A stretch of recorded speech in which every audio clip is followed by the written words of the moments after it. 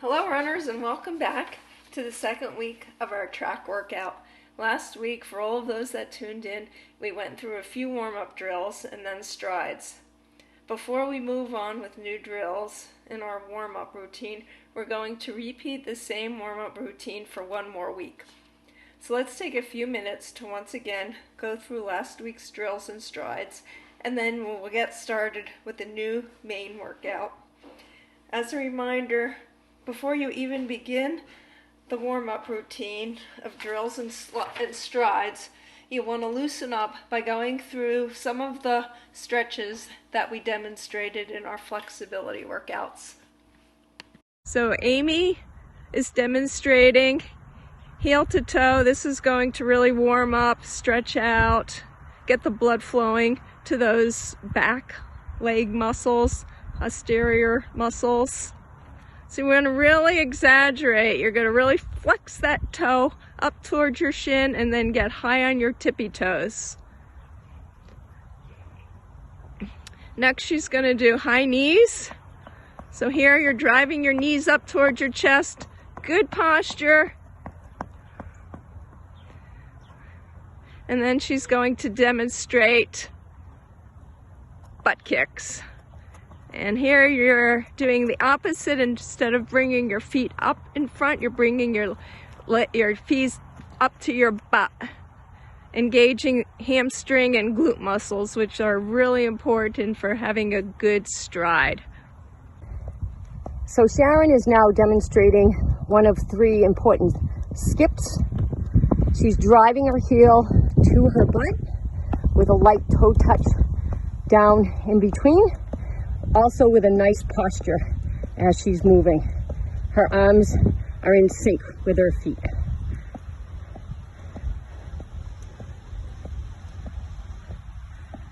This is nothing hard or fast. It's just getting the muscles warmed up.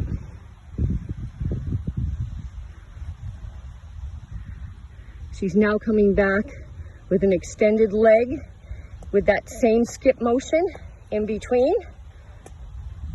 Getting those glutes and lower back activated.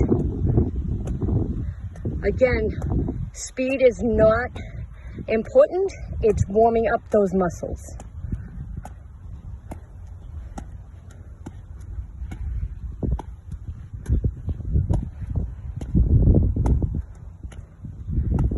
And she looks incredibly happy while she's doing this.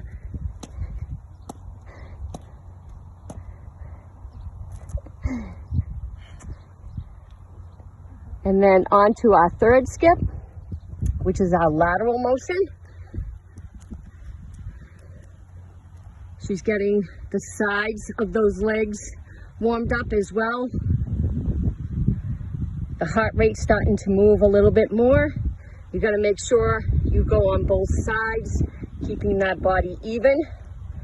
Again, nice posture. That heart rate is slowly coming up. And it's a beautiful day to be out. Before each track workout or hill repeat workout, you want to do strides. So strides are a running warm-up where you slowly increase your speed till you're at a speed that's comfortably fast, not quite as fast as a sprint, and then you gradually slow it down. So you're going to use the straightaway of a track. You're going to start out slow and then build your pace. Your focus is on really perfect form. So the center of the stride, you're going to be going at your fastest pace, and then you're going to gradually wind down. When you finish that first 100, you're going to rest 10-15 seconds. Then you're going to go into your second. You're going to do 4 stride repeats before each track workout. If you don't have a track convenient, it's fine to use the flat portion of a road.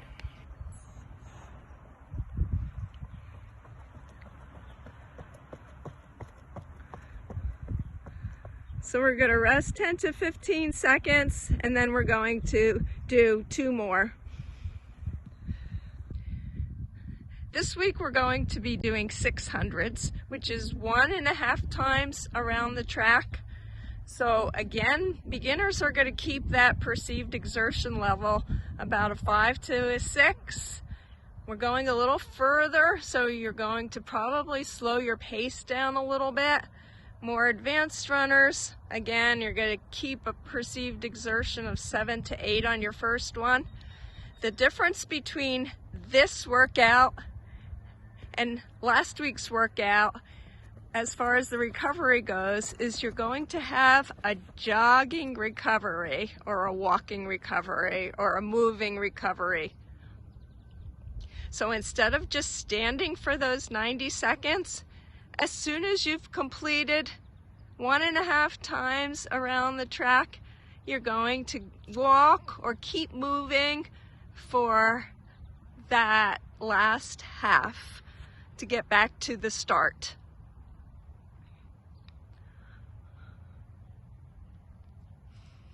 So Amy is halfway around the track now. So she's just completed her first 200 of the 600.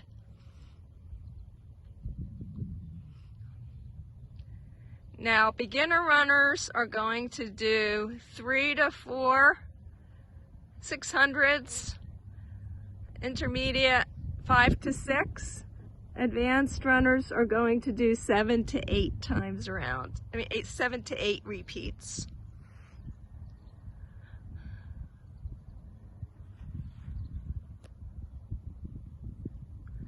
So Amy is coming into the final stretch of her 400. And this is where you really want to focus on your form. I'm going to start to talk a little bit about form.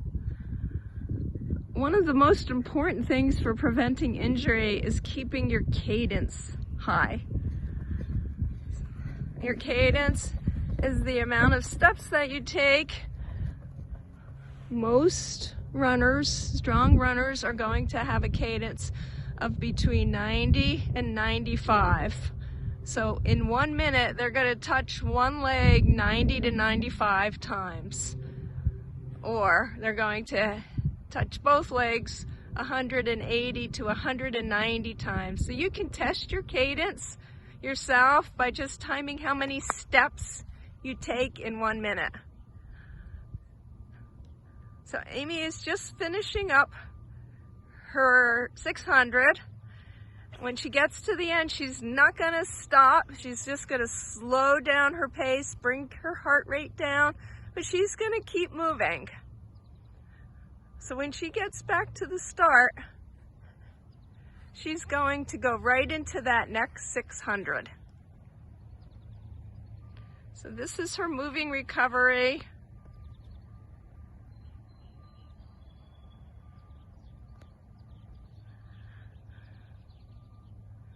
So here she slows way down.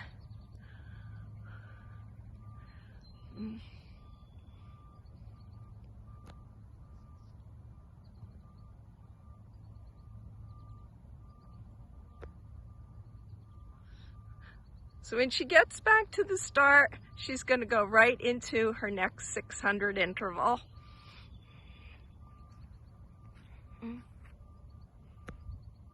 When you're doing that recovery, you want to think about your breathing. You want to try to bring your heart rate down. So think about breathing deep again into your diaphragm. Long, slow breaths. Big inhales, big exhales. Same thing regarding breathing when you're doing your interval. You want to work on keeping that heart rate low, keeping your breathing deep. Shallow breathing is just breathing into your lungs. Deep breathing is breathing right into your diaphragm. You should feel your tummy expand as you inhale, expand as you exhale. So she just started her second 600. When you're doing this workout, one last thing that I'd like to emphasize: doesn't matter whether you're a beginner, intermediate, advanced, whatever rate of perceived exertion level you're using, try to keep that intensity level the same throughout the workout. So after you're done with the first interval, you feel like you were doing a 5 to a 6, a 7, or even an 8 or a 9 rate of perceived exertion. Try to keep that pace the same throughout the workout. That's it for week 2 of track. Enjoy the workout, have a great week, and see you next week.